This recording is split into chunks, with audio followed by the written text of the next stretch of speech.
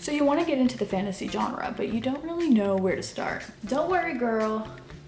I gotcha. We're gonna kind of break it down what the fantasy genre is, if it's some tropes, subgenres, subtropes. We're also gonna break down some beginner books to start with, my personal favorite books, and books that are on my radar. So let's get started. Also, my name is Izzy if you've never met me. This is my book channel. Stick around. So what is fantasy?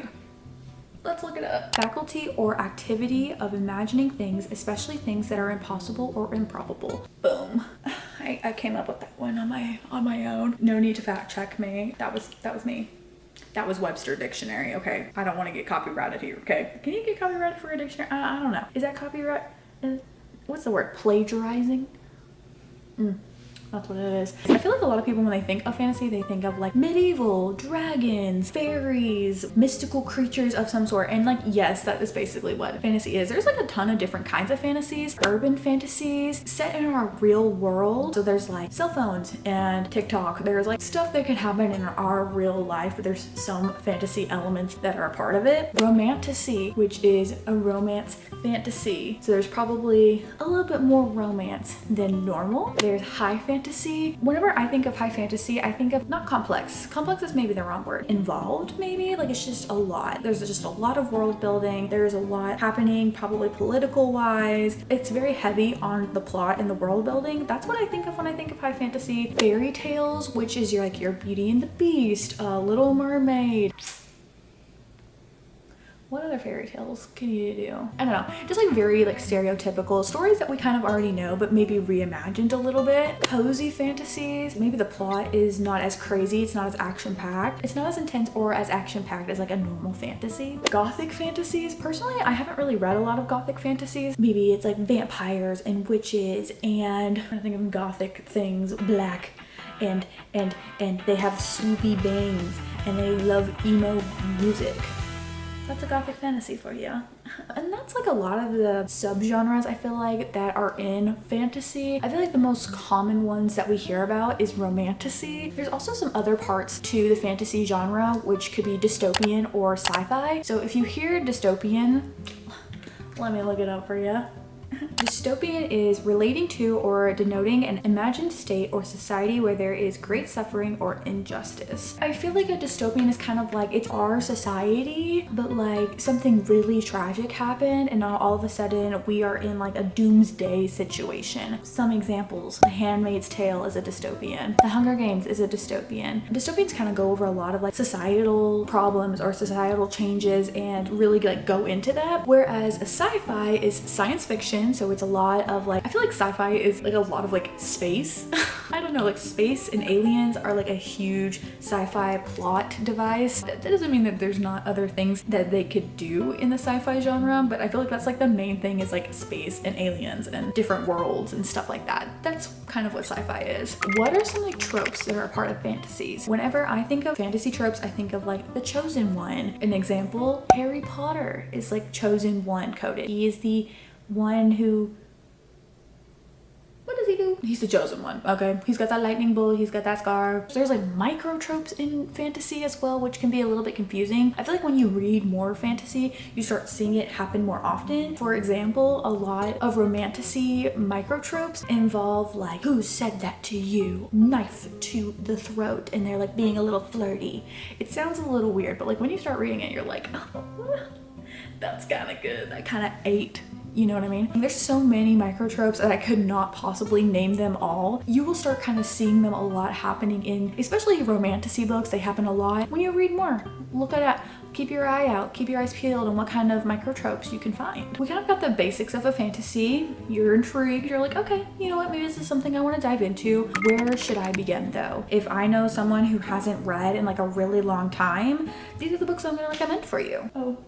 My thing changed. I tried to put on a cute little like fairy tale fun thing. Now there's just ads playing. I tried to be cute and fun, but I obviously don't have YouTube Premium. Oh, we can skip it out. If you're a newbie, this is what I'm going to be recommending to you. This could be a little intimidated for someone who's just getting into fantasy because it is a pretty long series, but I am going to recommend the Throne of Glass series. I am holding two of them up because this one is the prequel, Assassin's Blade, and then the first one is Throne of Glass. There is a lot of discourse on which book you start with. Do you start with Throne of Glass, the first one, or do you start with the prequel? Personally, I read this one first. I felt like it was fun and it didn't hinder anything. This one is just basically a bunch of novellas about our main character, Selena, who is an assassin. It kind of just tells how she got to getting to this point. It also gives you kind of a lot of context clues on like how she got there, because sometimes it can be a little bit confusing on characters and some people and stuff. So personally, I read this one. I felt like it was really helpful to kind of understand this one, but a lot of people also just recommend picking this one up too. It is up to you. Basically, what Throne of Glass is about is we are following our main character, Selena, who is an assassin,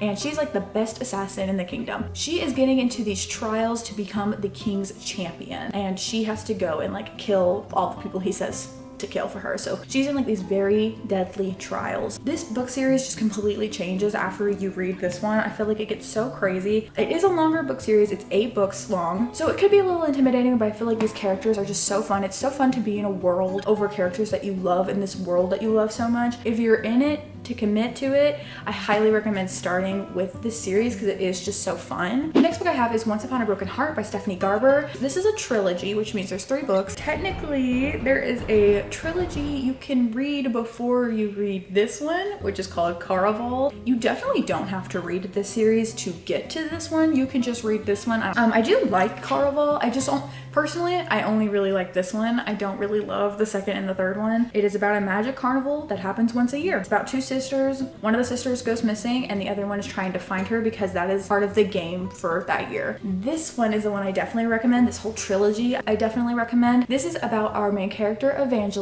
Her heart has been broken because the love of her life is marrying another person. So she goes to the Prince of Hearts and tries to make a deal with him. And the deal is she saves the love of her life. She gets back together with the love of her life, and in return she will have to kiss 3 people of Jax's choosing. This book is very fairy tale energy. I love the way she writes in these books. I feel like they're very fluffy and fun. Her metaphors are just so interesting. I felt like this book is so fast paced for me. I've always wanted to know what was going to happen. The romance in this too is so fun as well. It's a YA romantasy. If you're interested in it, I highly recommend. I love this book. We're gonna talk about her, okay? I think everybody and their mother has heard about Fourth Wing. You've never heard of this. You've been under a rock and or you just don't read at all. This is a very, very popular series. We are following our main character, Violet, who in this world, she's trying to go into the Riders Quadrant, which is basically their military in this world. The Riders ride dragons for their military. She's getting into this school and she's trying to survive the school because it's a very dangerous school. People are always trying to kill her at any given moment. There is possibly a little bit of romance brewing between her and the Resistance leader. Resistance son's leader. Well, Resistance leader's son, something around those lines. But this is very fun if you're interested about reading about dragons. I really liked this. I did find this book to be a bit repetitive for me, but I feel like it's so easy to get into and it's really easy to understand. This world is not complicated at all. So I think this is a very good book for beginners. And I think a lot of people do get kind of hooked onto this book. It is a series as well. I do think this is a good book for beginners though, to like dip your toe into fantasy. I think this is quite fun. Next book I have is Powerless by Lauren Roberts. Maybe you've seen this all over your TikTok. This is your sign to read it. Powerless is set in a world where there are ordinaries and elites. Elites have powers, ordinaries do not. In this kingdom, they have decided to get rid of all of the ordinaries and have a kingdom full of elites. Our main character, Peyton, is an ordinary living among elites and is kind of having to pretend that she is an elite to survive. However, one day she kind of gets catapulted into these trials which showcase elites' powers, so she kind of has to pretend in front of the entire kingdom that she has powers while also trying to not catch feelings for the enforcer whose main job is to hunt ordinaries. Yeah. Yeah. This trilogy is so fun. It's YA. There's no spice in these books either. The next book I'm going to recommend is Shatter Me by Tahara Mafi. This is a dystopian book, and this book actually got me back into reading. It's also a series. There's actually a spin-off series now about this book. This one is about our main character, Juliet. She is locked away in this prison when we meet her, and we find out that she has this very dangerous power. If you touch her, you die. If she touches you, you die. She meets this person who is determined to help her and get her out. Please do not look up anything about this book besides what I've told you, or anything about the series in general, because I think Book Talk has absolutely ruined like the surprises in these books, and it's so fun whenever you find out like all these things. So please, if you haven't heard anything else about it, don't look anything else up, because I swear it is so fun and I promise you, you will love it. Six of Crows by Leigh Bardugo. It's a duology, which just means there's 2 books in this series. We are following 6 characters and they are trying to go on this very dangerous heist. They are trying to get this diamond that is basically nobody has even gotten close to the island to steal it. It's very dangerous, but they have a very good payout if they get it. I actually need to reread this book because I remember last time I didn't love it, but I feel like now as more an adult, I'd probably really enjoy this, even though it is YA. But I do think a beginner would enjoy this. I've had friends who have never read fantasy read this and have really liked it. Some of my personal favorite fantasy books. Game of Thrones by George R.R. Martin. Kind of surprising this is on it. If you have seen me talk about this book, kind of surprising it's on this list, but I do truly love this series so far. I've read this one and the second one, and I really have been liking it. We are following the Stark family, but how the main guy is becoming the king's hand. It gets into a lot of political followings, and we are just kind of following this family on these political dealings while following some other characters as well. This is a very high fantasy, medieval vibes book. I would say it is quite complex to a certain extent. I think it's not super complex. I just think there's a lot of characters and sometimes it's hard to remember who is who. It is quite slow too at the beginning. The payoff to these books are crazy. The character development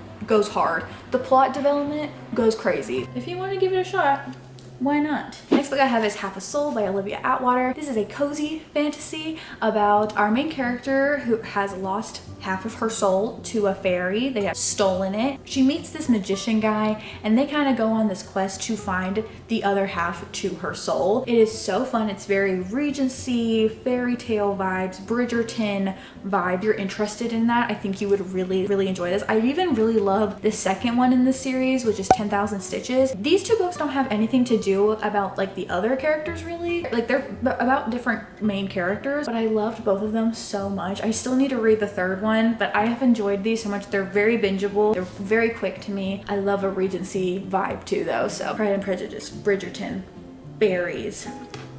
This. Another cozy fantasy I really love, Emily Wilde's Encyclopedia of Fairies by Heather Fassett. We are following our main character, Emily Wilde. She is completing her encyclopedia of fairies, and the last place she needs to go to look for these fairies she goes to. These are kind of some weird things happening with these fairies, and she kind of helps the townspeople out while she's writing her encyclopedia. And also there happens to be a little bit of romance in this as well. One of her colleagues kind of follows her to this area that she doesn't really love. It is so fun. I love their interactions with each other. This book is so delightful. It's very like also set in like the 1700s, 1800s, something like that. I really recommend listening to this one because you're reading her journal entries. I really liked the audiobook to this one. Another cozy fantasy I love that I have to shout out really quick is Assistant to the Villain series by Hannah Nicole Mehrer. I love this series. We are literally following the assistant to the villain of this world, and there's so many like kooky, quirky things that happening. It's quite funny. There is like fantasy like ogres and elves and dragons and dwarves and like the very stereotypical stuff. Our main character Evie is very quirky, silly. Villain guy is broody and obviously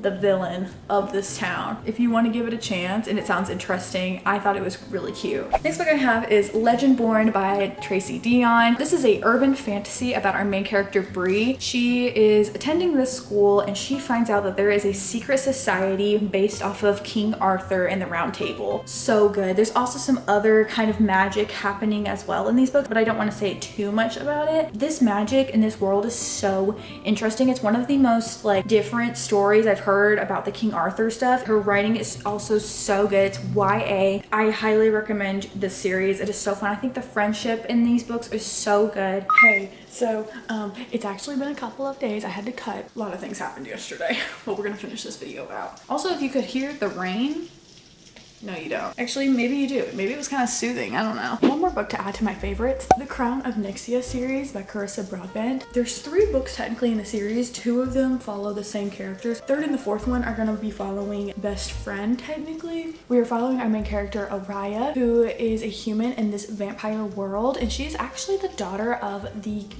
I think, the House of Knights king. She's been preparing for this trial. Whoever wins gets a wish from their goddess. I feel like this kind of gives gothic fantasy a little bit. It's a romantasy and it's just so much fun. I really did enjoy it. She kind of like pairs up with an unlikely ally to survive the trials. We are now going to go into some books that are on my radar. What's on my fantasy TBR? The first one is Our Infinite Fates by Lauren Stevens. I've heard so many things about this one. I think it's like these 2 souls and they always like kill each other by a certain time or something, but they're always like linked together in every life. Their souls will just kind of know each other. Like I said, very soulmate coded, so I love books like that. I've seen kind of mixed opinions about it. I still want to see what it's about. This one has just gone onto my radar. Don't really know what it's about, so we're gonna read the Goodreads thing, but it is Direbound by Sable Sorensen. I have no idea what this is about, so let's look it up real quick.